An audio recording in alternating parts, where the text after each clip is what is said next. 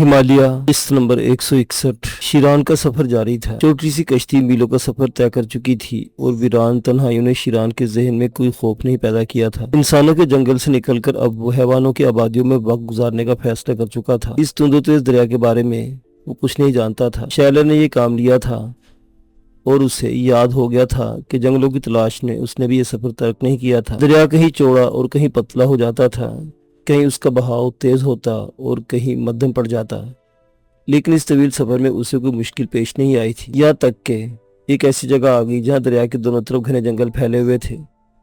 यहाँ बहाव भी ज्यादा तेज नहीं था। शिरान ने सुस्त रफ्तार कश्ती को किनारे की तरफ चलाना शुरू कर दिया और थोड़ी देर के बाद वो किनारे से जा लगा। कश्ती की अब कोई जरूरत नहीं थी, चुनांचे उसने इसे पानी के बहाव पर धकेल दिया। उसके पास पिस्तौल मौजूद था, बस यही उसका साथी था। कश्ती निगाहों से ओझल हो गई तो उसने जंगलों का जायजा लिया।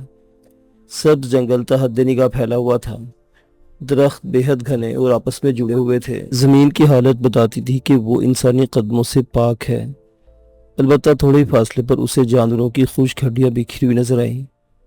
इनमें बड़े जानवर भी थे और छोटे भी। शिरान की तजर्बागार निगाहों ने जांच लिया कि जंगली दरिंदों से भरा पड़ा है। इसके होंठों पर पुरस्कून मुस्कुराहट फैल गई। ये जिंदगी उसे बहुत पसंद थी। जंगली दरिंदों का असली दुश्मन था वो। उसके ज़हन में सिर्फ मारने का तस्वुर होता था, मर जाने का एहसास उसकी फितरत में ही नहीं था। पिस्तौल मौजूद था लेकिन कारतूस नहीं थे और इनके हुसूल का कोई सवाल ही नहीं था। शहरी जिंदगी में रहकर शिरान ने अपने वजूद में कुछ तब्दीलियां महसूस की थी, लेकिन ये शहर की हद तक ही थी। यहाँ आकर वो खुद को फिर से इसी तरह चाकू चौबंद पा रहा था। घने जंगल में दाखिल होने से कबल उसने जंगली दरिंदों से मौसर दिफा के लिए बंदोबस्त कर लेना मुनासिब समझा। दरख्तों की शाखों को मुंतखब करके शिकारी चाकू से इनकी सीधी लकड़ियां काटी, इनके सिरे नुकीले करके उन्हें एक मजबूत छाल से बांध दिया। एक चौड़ी लकड़ी जिसके अगले सिरे पर कई शाखें थी, झाड़ियों को रास्ते से हटाने के लिए साथ ले आई। इस एहतमाम के बाद वो जंगल में दाखिल हो गया। जंगल बेहद खतरनाक और घना था। खारदार झाड़ियां दरख्तों के दरमियान कसरत से बिखरी हुई थी। शिरान खुश्क टहनियों को हटाता हुआ आगे बढ़ता रहा। कई घंटे तक ये सफर जारी रहा और फिर यहाँ तक कि दरख्तों का सिलसिला मुनक़ते हो गया। थोड़े ही फासले पर एक नाला नजर आ रहा था। घने जंगल में ये नाला कितना खतरनाक हो सकता है शिरान जानता था। अमूमन जंगली दरिंदे ऐसे ही जगहों के आसपास छुपे होते हैं, तहम शिरान भी उसे नजरअंदाज नहीं कर सका था। वो पानी पीने के लिए नाले के पास पहुंच गया। अभी फारिग भी नहीं हुआ था कि अचानक अकब से गुर्राहट सुनाई दी और वो ठिठक गया। दूसरे लम्हे एक जैगुआर ने उस पर छलांग लगा दी, लेकिन मद्दे मुकाबिल इससे ज्यादा खूंखार था। जैगुआर इस पर से उछलता हुआ नाले में जा गिरा था। इस वक्त शिरान ने अपना खुद साख्ता हथियार संभाल लिया। जैगुआर ने तैरकर नाला अबूर किया, लेकिन पानी से बाहर छलांग लगाने में वो कुव्वत नहीं थी। शिरान ने उस लकड़ी के मजबूत भाले की नोक पर ले लिया, लेकिन जोरदार छलांग नहीं थी, इसलिए जैगुआर पूरी तरह इस भाले की जद में नहीं आ सका और जख्मी हो गया। लेकिन उसने अपनी फितरत के खिलाफ दोबारा हमला नहीं किया, बल्कि बर्क रफ्तारी से दौड़कर जंगल में घुस गया। अब शिरान जानता था कि वो इसका ताकुब करता रहेगा। उसने इधर उधर देखा और फिर टीले की तरफ बढ़ गया। टीले से दूर दूर निगाह दौड़ाई, लेकिन दरख्तों की चोटियों के अलावा कुछ नजर नहीं आया। बहरहाल वो आगे बढ़ गया। झुटपटा हो चला था। तारीकी की ज्यादा दबीज होती जा रही थी। कोई ऐसी जगह तलाश कर लेनी चाहिए जहां रात गुजारी जा सके। वो आगे बढ़ गया था। जंगल का सिलसिला फिर शुरू हो गया। तारीकी में पड़े झाड़ झंकार में रास्ता टोलता वो आगे बढ़ता रहा। न जाने कितनी देर इसी तरह गुजर गई। दफतन उसे अकब में आहट महसूस हुई। जैगुआर के बारे में उसका अंदाजा दुरुस्त था, वही था। उसने अपने मखसूस अंदाज में छलांग लगाई, लेकिन शिरान फुर्ती से नीचे बैठ गया। दरिंदे का वार खाली गया। वो शिरान के सामने खारदार झाड़ियों में गिरा, लेकिन फौरन उसने उठकर दूसरा हमला किया था। इसकी आंखें जोशे गजब से दहक रही थी। जख्मी जैगुआर को अब छोड़ना मुनासिब नहीं था। दरिंदा मुसलसल तंग करता रहेगा। चुनांचे शिरान ने पिस्तौल निकाल लिया और जो ही जैगुआर ने दूसरी छलांग लगाई, शिरान इसका वार खाली देकर पिस्तौल से फायर कर दिया। गोली जैगुआर की खोपड़ी में लगी थी। जो ही वो नीचे गिरा, शिरान ने खुद साख्ता भाला संभाल कर उस पर हमला कर दिया और भाला जैगुआर की पसलियां तोड़ता हुआ जमीन में पेवस्त हो गया। वो आज भी इतना ही ताकतवर था। जैगुआर के बदन से खून के फवारे उबल रहे थे। बहरहाल वो तड़प तड़प कर ठंडा हो गया। शिरान ने अपना कीमती नेजा उसके बदन से खींच लिया था।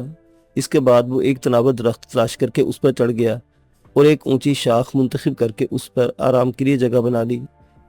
जंगल में खौफनाक आवाजें गूंज रही थी, लेकिन थोड़ी देर के बाद उसे नींद आ गई। दूसरी सुबह उसने फिर अपने सफर का आगाज कर दिया। दिन और रात सैर शिकार, درندوں کے درمیان ایک اور درندہ آ گھسا تھا۔ ایک ایک لمحہ حالت جنگ میں گزر رہا تھا۔ بے شمار جانور اس کے ہاتھوں موت کے گھاٹ اتر چکے تھے۔ وہ خود بھی 2-3 بار زخمی ہوا تھا، لیکن جنگل کی زندگی کے بارے میں اسے اچھی خاصی معلومات حاصل تھی۔ چنانچہ سبز رنگ کی ایک گھاس جس کے اوپری سرے سرخی مائل تھے توڑ کر اسے اپنے ساتھ رکھ لی تھی۔ اس گھاس کو کچل کر زخموں پر لگایا جاتا تو زخم حیرت انگیز طور پر ٹھیک ہو جاتے تھے۔ وہ سفر کرتا رہا، جنگلی جانور اس کی خوراک بن جاتے تھے۔ بالآخر تقریباً 10-12 دن کے بعد اس کا گزر ایک اور خشک نالے کے قریب سے ہوا، جہاں درختوں کا سلسلہ منقطع ہو گیا تھا۔ دونوں طرف پہاڑوں کی بلند دیواریں کھڑی ہوئی تھی۔ شیران اس دن تھکن سے کافی چور ہو گیا تھا، گرمی بھی شدید تھی۔ بہرطور اسے اپنے لیے کوئی جگہ تلاش کرنی تھی۔ ایک جگہ اسے ایک پہاڑی چشمہ نظر آیا تو منہ ہاتھ دھویا، جنگلی پھل توڑ کر کھائے اور ایک پتھر پر لیٹ گیا۔ اچانک اسے محسوس ہوا جیسے اس کی دونوں ٹانگیں مفلوج ہو گئی ہیں، شاید دوران خون بند ہو گیا تھا۔ وہ ہڑبڑا کر اٹھا اور خوفناک منظر اس کی نگاہوں کے سامنے تھا۔ ایک بہت بڑا اسلحہ اس کی ٹانگوں سے لپٹا ہوا تھا۔ اس نے شیران کو یوں کس لیا تھا جیسے کسی قیدی کو بیڑیاں پہنا دی گئی ہو۔ اس کی ٹانگیں ذرا بھی جنبش نہیں کر سکتی تھی، لیکن دوسرے لمحے اس نے کمر سے شکاری چاقو نکالا اور پے در پہ وار کر کے اسدے کو شدید زخمی کر دیا۔ اس کی گرفت رفتہ رفتہ ڈھیلی پڑتی گئی اور چند لمحات کے بعد شیران اس کی گرفت سے آزاد ہو چکا تھا۔ اس کی ٹانگوں میں دوران خون شروع ہوا تو اس نے اٹھ کر اسلحے کا معائنہ کیا۔ 20 فٹ لمبا اسلحہ تھا، سرخی مائل مٹیالہ رنگ، بدن پر 3 لمبی سیاہ دھاریاں اور ان میں پیل گولے نشان تھے۔ یہ علاقہ بہت زیادہ خطرناک تھا۔ ابھی اس مصیبت سے فارغ ہوا ہی تھا کہ سامنے درخت پر ایک اور سانپ لٹکتا نظر آیا۔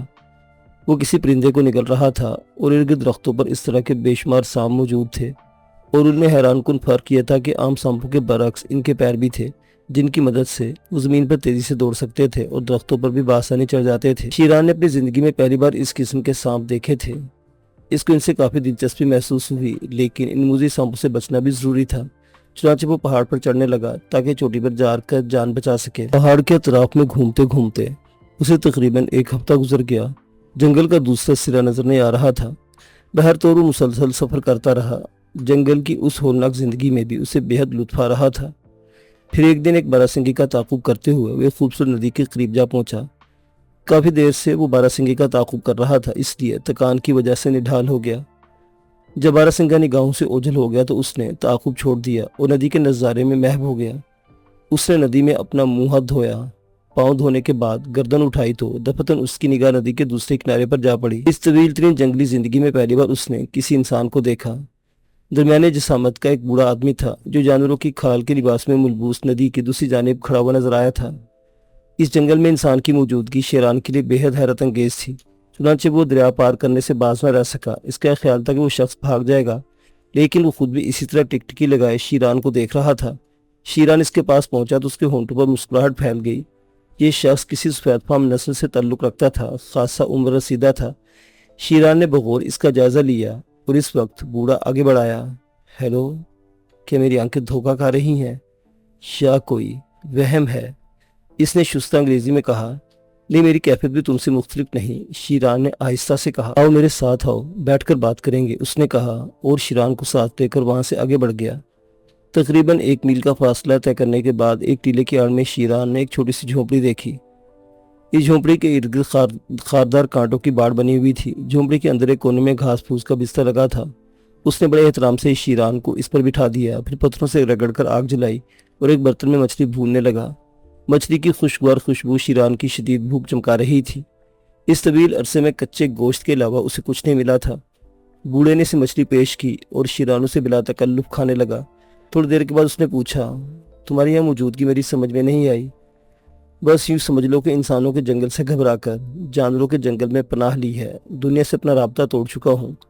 اس بڑھاپے میں تمہیں ان جنگلی جانوروں کے درمیان زندگی گزارتے ہوئے کوئی تکلیف نہیں ہوتی؟ کوشش کرتا ہوں کہ ان سے کوئی جھگڑا مول نہ لوں، بوڑھے نے مسکراتے ہوئے کہا۔ تمہاری کہانی میری دلچسپی کا باعث ہوگی، شیران نے پاؤں پھیلا کر دراز ہوتے ہوئے کہا۔ مچھلی خاصی مقدار میں کھائی تھی، اسی لیے پیٹ بھر گیا تھا، اور چونکہ بدن تھکن سے چور چور تھا، اس لیے گھاس کے اس بستر پر آرام کرتے ہوئے اسے بے انتہا لطف آ رہا تھا۔ بوڑھے نے آہستہ سے گردن ہلائی اور بولا، ہاں، کہانیاں سننا انسان کا اولین شوق ہوتا ہے، اور پھر اس جنگل میں دو انسانوں کا مل جانا کسی جادوئی واقعے سے کم نہیں ہے۔ میں تو سوچتا تھا کہ اس طرف میرے علاوہ اور کوئی آنے کی ہمت نہیں کرے گا۔ ہاں تم یوں سمجھ دو کہ میں بھی تہذیب کی دنیا کے انسانوں سے بیزار ہو گیا ہوں اور اس جنگل میں درندوں کے ساتھ جنگ کرتا ہوا یہاں تک پہنچا ہوں۔ ہمارے بدن پر جگہ جگہ خون کے دھبے ہیں، کیا تم زخمی ہو؟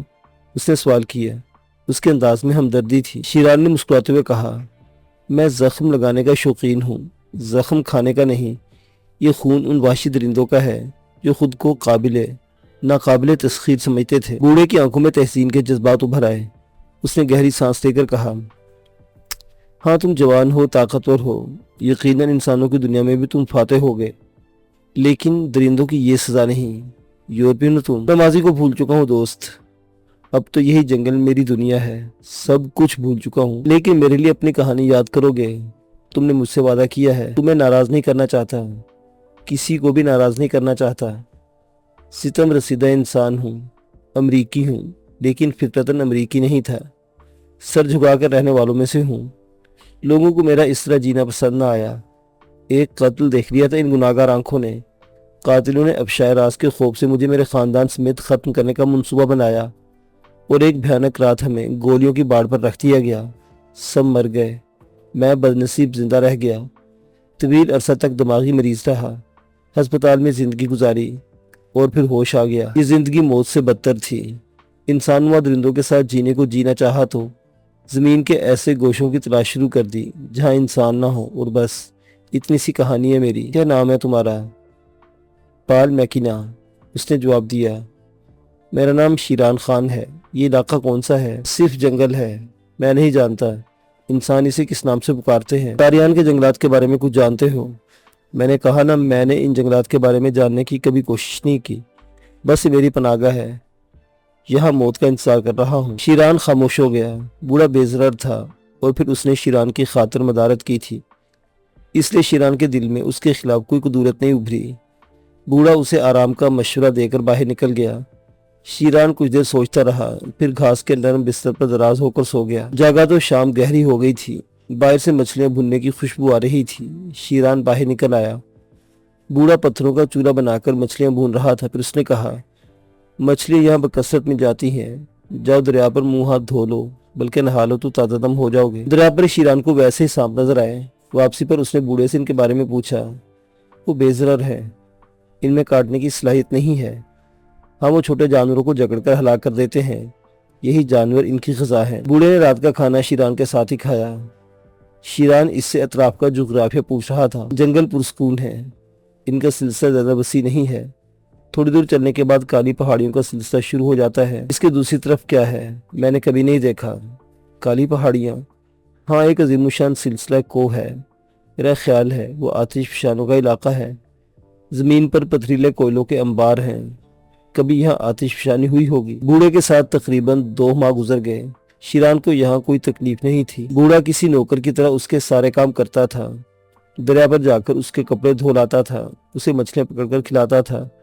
شیران جنگل میں درندوں کے شکار پر نکل جاتا تو وہ اسے تلاش کرتا پھرتا تھا۔ بارہ اس نے شیران کو درندوں کے شکار سے منع کیا تھا، تو ایک بار شیران نے اسے اپنی کہانی سنا دی۔ اس کے بعد بوڑھے نے اس سے کچھ نہیں کہا تھا۔ پھر ایک شام اس وقت جب شیران آسمان پر چھائے بادلوں پر نگاہ جمائے کو چھوڑ رہا تھا، اچانک اسے گڑگڑاہٹ سنائی دی۔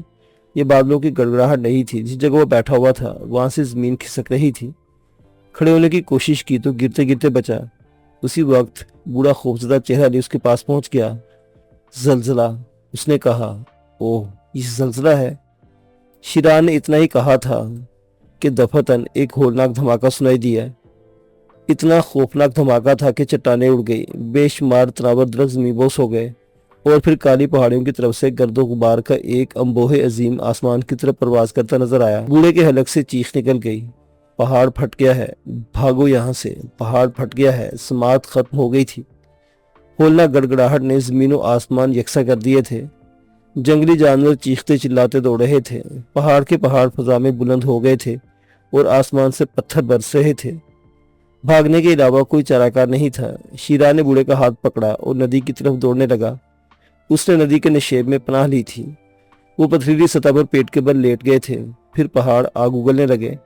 دھماکوں کے ساتھ آگ کی چنگاریاں آسمان کی جانب پرواز کر رہی تھی اور فضا میں حدت پیدا ہو گئی تھی۔ خشک جھاڑیوں نے آگ پکڑ لی تھی اور یہ آگ پھیلتی جا رہی تھی۔ ایک بے ہنگم شور تھا، جانوروں کی دل دہلا دینے والی چیخیں چاروں طرف گونج رہی تھیں۔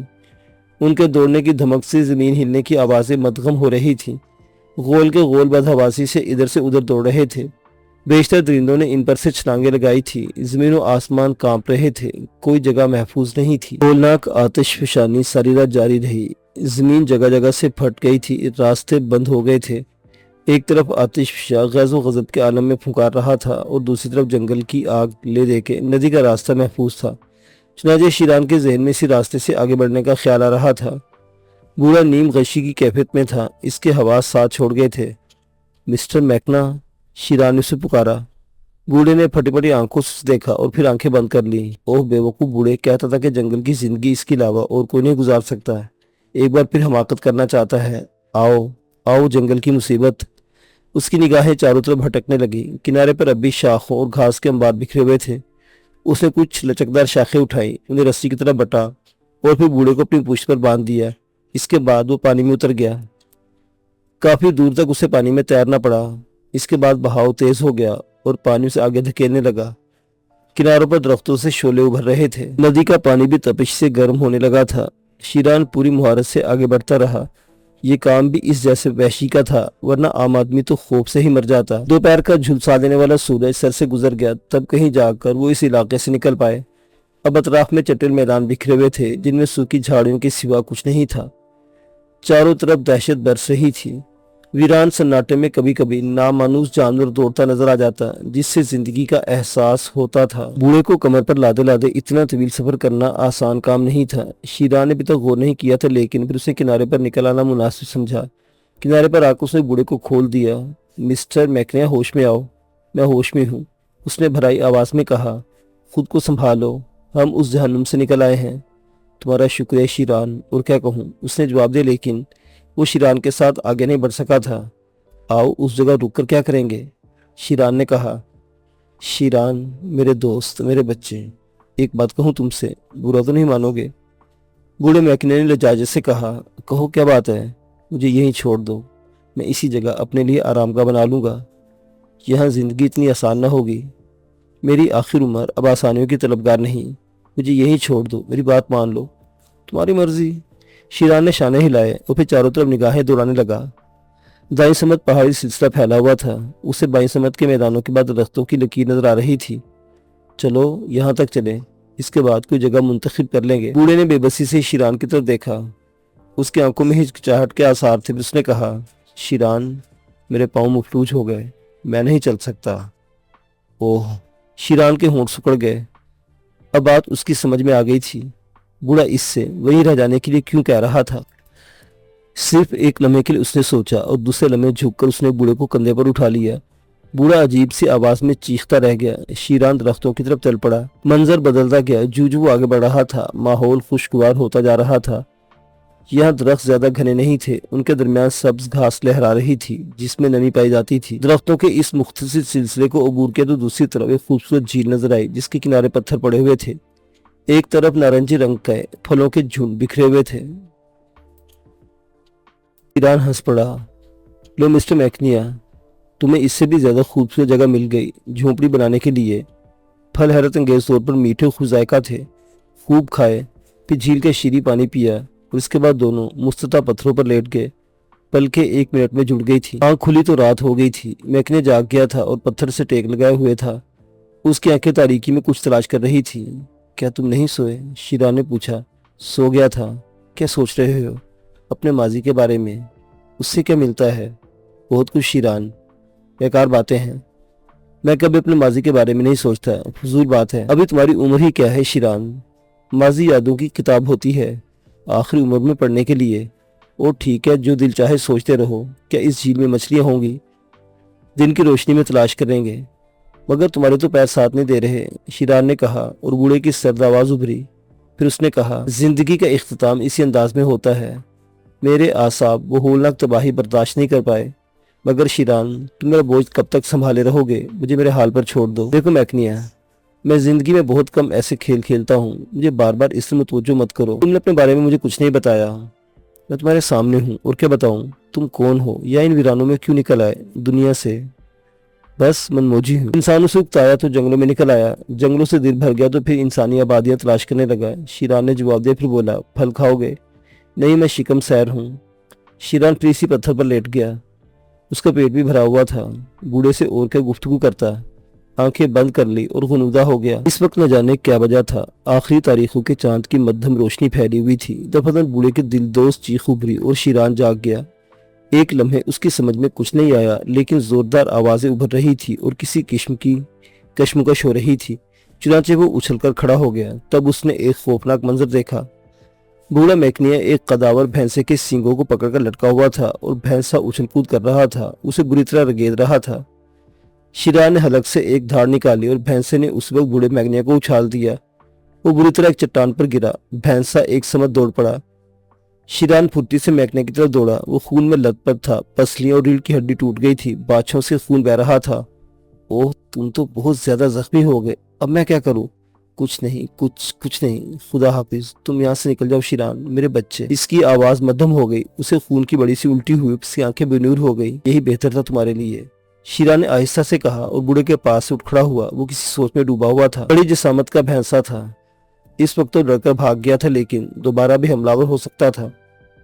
उसने पिस्तौल चेक किया, उसमें चंद गोलियां बाकी थी, लेकिन पिस्तौल की गोलियां भला इस खौफनाक जानवर को क्या नुकसान पहुंचा सकती थी। बूढ़े की लाश अब उसके लिए काबिले तवज्जो नहीं थी। बकिया रात जाकर गुजारी। दूसरी सुबह उसने बहुत से फल तोड़े और उन्हें जेबों में ठोंस कर वहां से चल पड़ा। सारा दिन सफर करता रहा। रात हुई तो दरख्तों के दरमियान था, दरख्त छिद थे और दूसरी तरफ पहाड़ नजर आ रहे थे। फासला इतना था कि रात के वक्त वो पहाड़ों तक नहीं जा सकता था। चुनांचे ये रात भी एक दरख्त की शाखों पर गुजारी। भैंसे का तजर्बा जहन में था, दरख्त अलबत्ता महफूज थे, फल तो साथ दे रहे थे। चुनांचे दूसरी सुबह वो काफी तेज रफ्तारी से पहाड़ों की जानिब सफर करने लगा। दोपहर को पहाड़ों के करीब पहुंचा। फिर जब वो सबसे ऊंची जगह पहुंचा तो उसने दूसरी तरफ पहाड़ी ढलवान देखे। इन ढलानों पर जंगल बिखरा हुआ था और इन जंगलों में हिरणों की एक डार लीले करती फिर रही थी। लेकिन ढलान का जंगल शीरान के लिए अजनबी नहीं था। वो इस जंगल को देख चुका था, वो कई बार इस अतराफ आ चुका था। हाँ, सारी निशानियां वही थी, लेकिन ये कैसे मुमकिन है? ये इलाका तो इसका अपना ही था। ये पहाड़, ये जंगल तो तुराबजान के मशरकी जंगल थे। नामुमकिन। शीरान की हलक से आवाज निकली, मोअज़्ज़िज़ सामीन, गोया एक एक करके सारे पंछी वापस आ रहे हैं।